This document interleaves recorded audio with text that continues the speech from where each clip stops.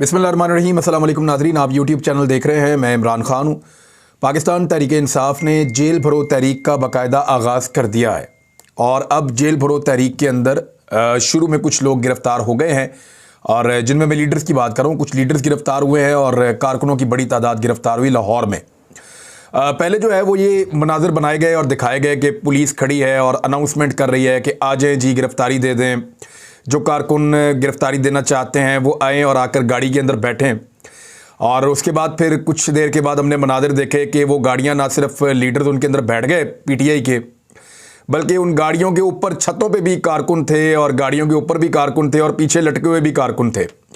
तो कारकुन जो है वो पाकिस्तान तहरीक इंसाफ के वो गिरफ़्तारी देने के लिए वॉलंटियरली आ गए थे और उन्होंने अपनी गिरफ़्तारी दे दी है। लाहौर से जेल भरो तहरीक का आगाज़ हो गया है। पीएमएलएन के लोगों ने कुछ ऐसे क्लिप बनवाए पुलिस वालों के ज़रिए से, जिसमें खाली बसें खड़ी हुई कुछ जगहों पे दिखाई गई और पुलिस वाले अनाउंसमेंट कर रहे थे कि आएँ और गिरफ़्तारी दें।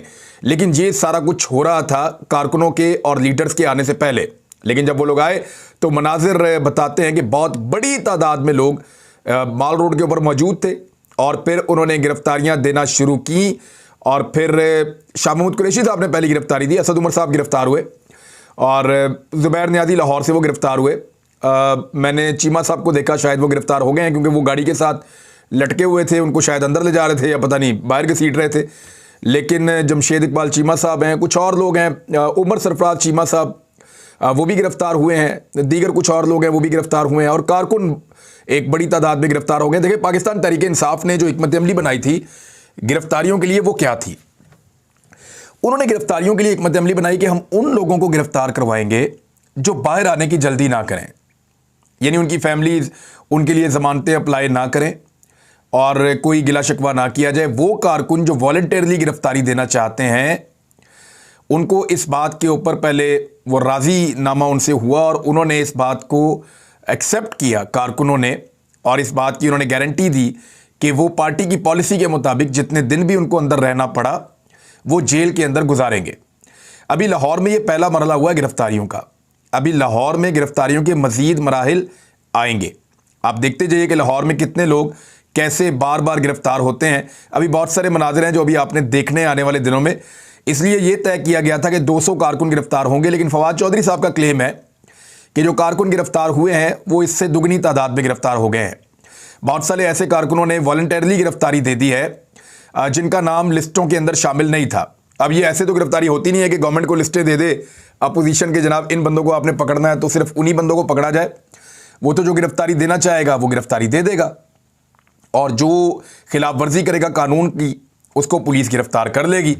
लेकिन यहाँ पे पाकिस्तान तहरीक इंसाफ की हिकमत अमली ये थी कि सिर्फ 200 कारकुन और चंद लीडर्स पहले गिरफ़्तार होंगे और इन गिरफ़्तारियों के बाद फिर अब पेशावर की बारी आएगी, गुजरावाला की बारी आएगी, रावलपिंडी की बारी आएगी, साहिवाल की बारी आएगी, मियांवाली की बारी आएगी, सरगोदा की बारी आएगी। तो मुख्तलिफ इजला के अंदर अब ये सिलसिला चलेगा। पाकिस्तान तहरीक इंसाफ को रोज़ाना की बुनियाद पे पाकिस्तान के मीडिया में कवरेज मिलेगी। मीडिया जो है वो नेगेटिव चीज़ें दिखाने की कोशिश करेगा। 24 चैनल है, समा टीवी है, जियो है, ये काफ़ी कोशिश करेंगे कि ये साबित करें कि गिरफ़्तारियाँ नहीं हो रही और पुलिस अभी तक इनको जेल नहीं लेकर गई मेरी इन्फॉर्मेशन के मुताबिक, जब तक मैं ये वीलॉग रिकॉर्ड करवा रहा हूं। जब मैं ये बात कर रहा हूं इस वक्त तक पुलिस ने अभी तक इन लोगों को जेल के अंदर दाखिल नहीं किया। पहले इनको कैंप जेल की तरफ और फिर कोट लखपत जेल की तरफ लेकर गए और जो बाकी कारकुन हैं उनको क़यादत ने कह दिया कि ठीक है, आज का मुज़ाहरा हो गया है, जिन लोगों ने गिरफ़्तारियां दे दी हैं वो जेलों में चले जाएं। तो गाड़ियों के ऊपर चढ़ के भी जो लोग कारकुन गए हैं, पता नहीं अब वो वहाँ पर जाके पुलिस उनको गिरफ़्तार करने का कहती है या नहीं, लेकिन हिकमत अमली थी क्या? गवर्नमेंट की हिकमत अमली ये है कि जहां पे भी ऐसा एहतजाज हो लीडरशिप को गिरफ्तार कर लिया जाए और कारकुनों को छोड़ दिया जाए। हुकूमत को यह लगता है कि अगर लीडरशिप को गिरफ्तार करेंगे और कारकुनों को छोड़ देंगे तो आहिस्ता आहिस्ता पाकिस्तान तहरीक इंसाफ की जान निकलती जाएगी। उन्हें यह लगता है कि इमरान खान साहब तनहा होना शुरू हो जाएंगे और फिर उनकी जो सियासी ताकत है वो कमज़ोर हो जाएगी। अब मैं आपको इसके बारे में एक चीज़ बताता हूँ। पाकिस्तान तहरीक इंसाफ वो वाहिद पॉलिटिकल पार्टी है जिसको कारकुनों को लाने के लिए किसी लीडर की ज़रूरत नहीं होती। यानी शाह महमूद कुरैशी ने मुल्तान में इमरान खान का जलसा करवाना है तो उन्होंने सिर्फ अनाउंस करना है कि इमरान खान का जलसा है, फिर ना किसी को वो गाड़ी भेजेंगे, ना बस भेजेंगे, ना बंदे भेजेंगे, ना कुछ और करेंगे। वो सिर्फ स्टेज लगाएंगे, सामने बंदोबस्त करेंगे, लोग खुद ही आके जलसागाह को भर देते हैं। तो पाकिस्तान तहरीक इंसाफ का जो कारकुन है उसका डायरेक्टली लिंक इमरान खान के साथ है। इमरान खान को अगर गिरफ्तार करके बंद कर दें तो फिर आप गैर मुअस्सर कर सकते हैं, लेकिन उससे पूरे पाकिस्तान के अंदर किस तरह का रिएक्शन आएगा उसके बारे में शायद खुद इमरान खान साहब भी नहीं जानते और हुकूमत को भी आइडिया नहीं है कि वो किस तरह का रिएक्शन होगा। अब लीडरशिप की गिरफ्तारी से अगले मरहले में इमरान खान साहब के पास कारकुनों की किल्लत हो जाएगी, ऐसा नहीं होगा। मुझे ऐसा लगता है कि ज़्यादा बड़ी तादाद में नौजवान निकलेंगे, ज़्यादा बड़ी तादाद में लोग आएंगे, क्योंकि आने वाले दिनों में खौफ टूटता जाएगा। आज शाह महमूद कुरैशी ने, असद उमर ने, बाकी लोगों ने हंसते हंसते गिरफ्तारी दी है। कल आप ये मनाजिर जो है वो पेशावर के अंदर देख लेंगे, फिर आप रावलपिंडी में देख लेंगे, गुजरावाला में देख लेंगे, साहिवाल में देख लेंगे, सरगोदा में देख लेंगे, मियाँवाली में देख लेंगे, डीजी खान में देख लेंगे। अब पंजाब के अंदर आपको जगह जगह, फिर कराची के अंदर भी आप अल्टीमेटली ये चीज़ें देखेंगे। तो जैसे जैसे वक्त आगे बढ़ता जाएगा आपको ये मनाजिर हर शहर के अंदर से नजर आएंगे और रोज़ाना की बुनियाद पे हर शहर के अंदर एक बहुत बड़ा एक कवरेज बनेगा सोशल मीडिया के ऊपर। पाकिस्तान का मीडिया तो आपको पता है ज़्यादातर पीडीएम का हमायती है, 95% मीडिया। वो ये कोशिश करेंगे कि इन चीज़ों को कम दिखाया जाए। एस्टेब्लिशमेंट मीडिया को कंट्रोल करेगी, जैसा कि वो हमेशा से करते हैं। हुकूमत मीडिया को लालचें देगी और कंट्रोल करेगी। आज हुकूमत ने एक पैंतरा चला था और वो ये था कि 8 बंदों को लाकर बैठा दिया शहबाज शरीफ साहब ने अपने साथ, यानी पूरी की पूरी पीडीएम आकर बैठ गई प्रेस कॉन्फ्रेंस करने के लिए कि हम बचत करने जा रहे हैं। शहबाज शरीफ साहब ने अनाउंसमेंट्स क्या की, क्या करने आए थे और करके क्या चले गए, जरा ये भी आप सुन लें। शहबाज शरीफ साहब ने अनाउंस किया कि IMF मुआहदे के नतीजे में मुल्क में मजीद महंगाई होगी। ये वज़ीर-ए-आज़म पाकिस्तान उस वक्त कह रहे हैं जब 38% तक महंगाई हो चुकी है। इमरान खान साहब के दायरे हुकूमत में यह महंगाई जब 11% से 13% के दरमियान रहती थी और नॉर्मली अगर आप एवरेज निकालें तो वो 10% के आसपास थी, बाद अगर सिंगल डिजिट में थी। तो उस वक्त शहबाज शरीफ साहब को और सबको लगता था कि महंगाई बहुत ज़्यादा है। आज 38% तक महंगाई पहुंचने के बाद वज़ीर-ए-आज़म पाकिस्तान ये अनाउंस कर रहे हैं कि IMF मुआहदे के नतीजे में मुल्क में मजीद महंगाई होगी। मुआहदा किया किसने? इसहाक डार ने और मिफ्ता इस्माइल ने। हुकूमत किसकी है? शहबाज शरीफ की और आसिफ अली जरदारी की और मौलाना फजल रहमान की। यानी पीडीएम की हुकूमत में होने वाला मुआहदा पाकिस्तानियों को कितना महंगा पड़ रहा है। वज़ीर-ए-आज़म ने कहा कि मुल्क में अभी मजीद महंगाई होगी, ये जितनी हुई है ना ये काफ़ी नहीं है। इसहाक डार से सवाल किया गया कि क्या 28 फरवरी को, आखिरी दिन होता है साल का, ये महीने का, 28 फरवरी को दोबारा पेट्रोलियम मसनूआत की कीमतें बढ़ेंगी? तो डार साहब ने कहा मैं अभी कुछ कह नहीं सकता। वो कह सकते थे कि नहीं बढ़ेगी, लेकिन इनकी नीयत ठीक नहीं लगती। ये ऐसा लगता है कि बार बार पेट्रोलियम मसनूआत की कीमतें बढ़ाएंगे, अवाम की जेब पे दिन रात डाके डालेंगे और डाका डालने से बाज नहीं आएंगे। वफाकी वज़रा और मावनी ने खसूसी और बाकी लोगों के साथ प्रेस कॉन्फ्रेंस की शहबाज शरीफ साहब ने। उन्होंने कहा जी 75 सालों में जो अमीर तबका है पाकिस्तान का, उन्होंने कुर्बानी नहीं दी, मगर अब उन्हें कुर्बानी देनी पड़ेगी। इंशाल्लाह हम इज्तिमाई कोशिश से पाकिस्तान को मुश्किलात से निकालेंगे। कुछ अच्छी चीज़ें शहबाज शरीफ साहब ने की हैं। देखें, एक तो हर चीज़ बुरी नहीं होती गवर्नमेंट की, कुछ चीज़ें उन्होंने अच्छी की हैं। उन्होंने कहा जी कि अब तनख्वाहें और मुराद जो हैं हम अपनी कैबिनेट को अब नहीं देंगे। कुछ गाड़ियाँ उन्होंने कहा ऑफिसर से वापस ले लेंगे। कुछ उन्होंने कहा कि अखराजात अपने कम कर रहे हैं, 1 डिश की पाबंदी करेंगे। इमरान खान साहब तो वो भी नहीं खिलाते थे वैसे। तो उन्होंने कहा जी कि अब चाय और बिस्किट और इस तरह की चीज़ें उन्होंने कही। ये चीज़ें अच्छी हैं। सरकारी ज़मीनें जो हैं कुछ उनको बेचा जाएगा। जो चीज़ें अच्छी हैं वो अच्छी हैं। बड़ी और लग्जरी गाड़ियों का इस्तेमाल नहीं होगा। लेकिन क्या प्रैक्टिकली शहबाज शरीफ स्टेटस को तोड़ पाएंगे? क्योंकि शहबाज शरीफ के दोनों तरफ जो लोग बैठे हुए थे वो स्टेटस को हैं, और पाकिस्तान की जो एस्टेब्लिशमेंट है वो पाकिस्तान का सबसे बड़ा स्टेटस को है। देखिए ना, सबसे बड़े बड़े गोल्फ कोर्स जो हैं वो किसके पास है? सबसे बड़े बड़े जो पोलो ग्राउंड्स हैं वो किसके पास हैं? अगर यही पोलो ग्राउंड्स और ये गोल्फ कोर्स अगर प्राइवेट कंपनीज को दे दिए जाएं और ओपन कर दिए जाएं सबके खेलने के लिए, और वहाँ पे अच्छे क्लब्स बना दिए जाएं, तो वहाँ से रोज़ाना के हिसाब से करोड़ों रुपया रेवेन्यू इकट्ठा हो सकता है और गवर्नमेंट इनसे बहुत पैसा कमा सकती है। लेकिन चंद बड़े ताकतवर लोगों और एस्टेब्लिशमेंट के कर्ता धर्ताओं के लिए ये सारे क्लब्स जो हैं ये मुख्तस कर दिए गए हैं। अभी यहाँ पे मैं गया हुआ था स्वात में, तो वहाँ मालूम जब्बा में मुझे बताया कि एक बड़े सीनियर ऑफिसर हैं एस्टेब्लिशमेंट के, वो थोड़े दिन पहले ये जो स्कीइंग का मुकाबला हो रहा था ये देखने के लिए आए।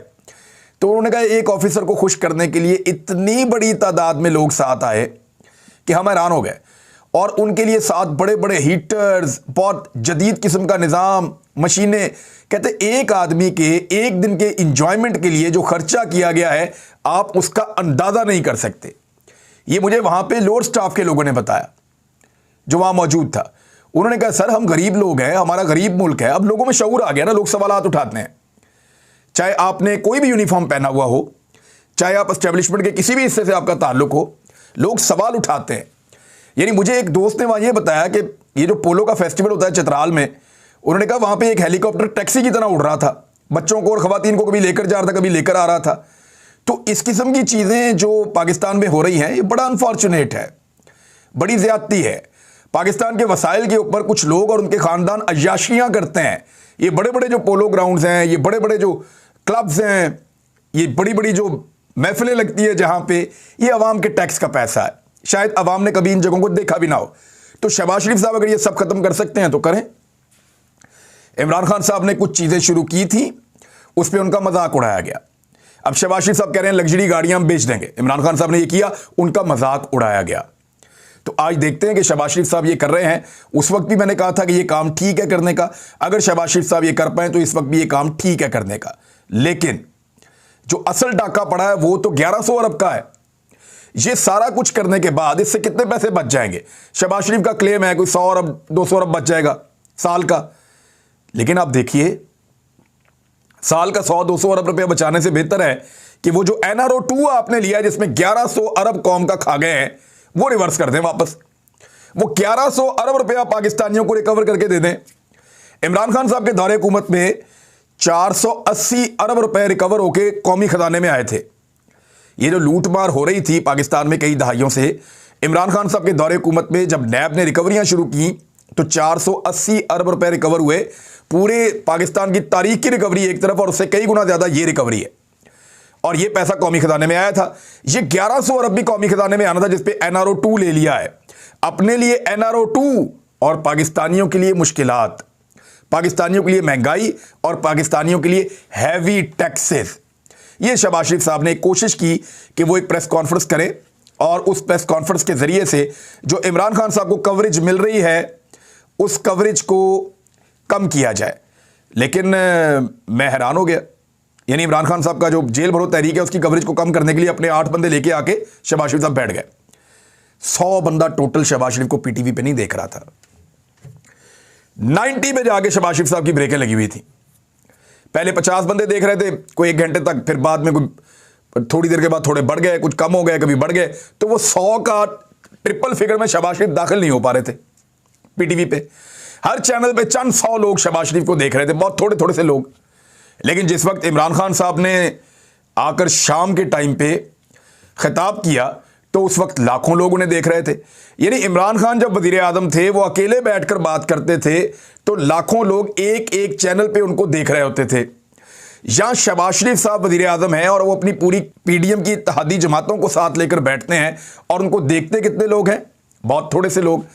अभी काफ़ी काम होगा, आप देखिएगा। ये हुकूमत को लगता है कि उन्होंने एक बड़ी प्रेस कॉन्फ्रेंस करके थोड़ी कवरेज कम करवा दी, मेन लोगों को गिरफ्तार कर लिया। अभी बहुत सारे सरप्राइज आएंगे। एक सरप्राइज पेशावर से आएगा, रावलपिंडी से आएगा, बाकी शहरों से आएगा और लाहौर में दोबारा गिरफ्तारियां होंगी।